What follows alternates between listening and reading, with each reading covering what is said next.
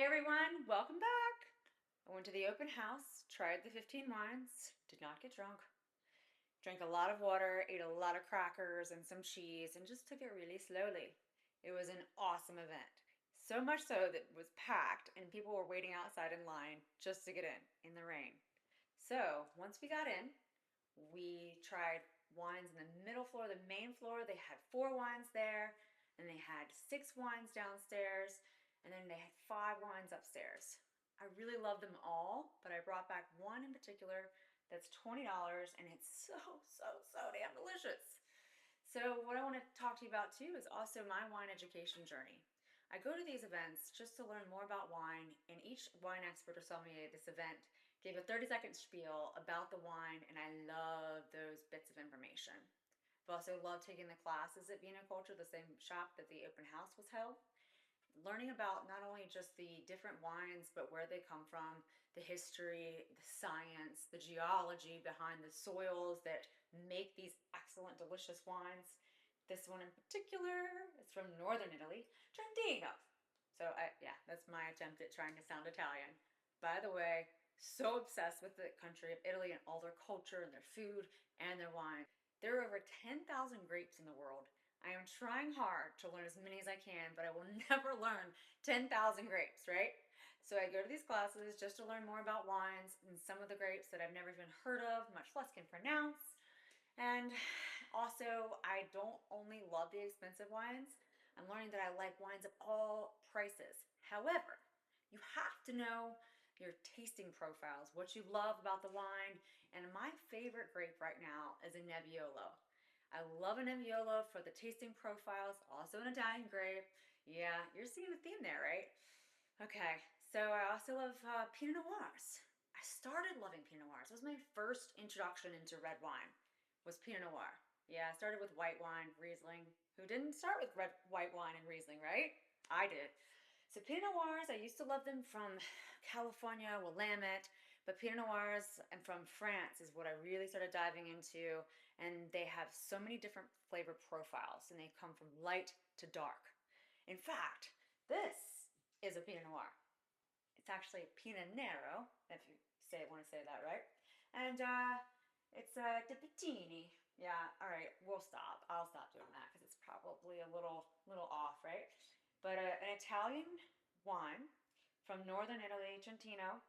Pinot Nero, very light, very delicious, comes from a cooler climate. So the complexity to me just tastes incredible. But why I brought this back is because it's only $20.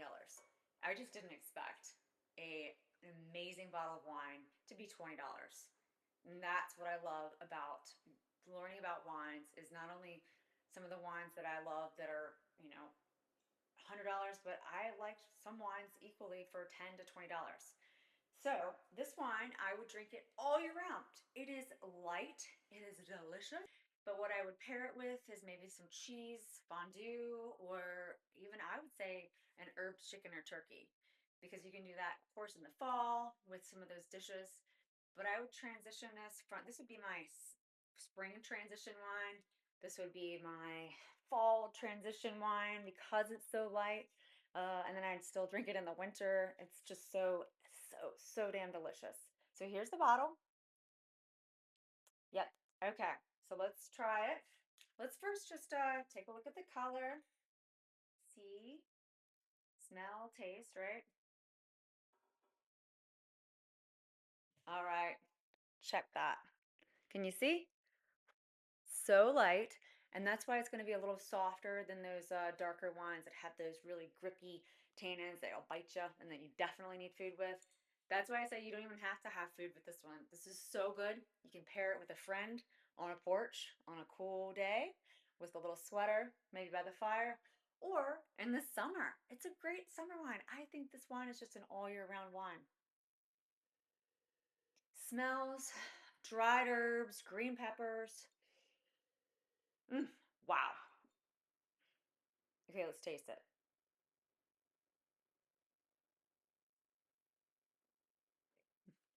Cranberries popping in my mouth, dried strawberries. So delicious. I would serve this too, maybe with a little chill. especially if you're going to do it in the summer, to make that a little more transition summer wine. But this is just so damn delicious. I wish you could drink it through the video, but you can't. So you're just gonna have to try it yourself. So, Pinot Nero, it's like a Pinot Noir, or it is the same thing. It's the same grape, right? It's just the Italian version. I guess I told you I loved Pinot Noirs, right?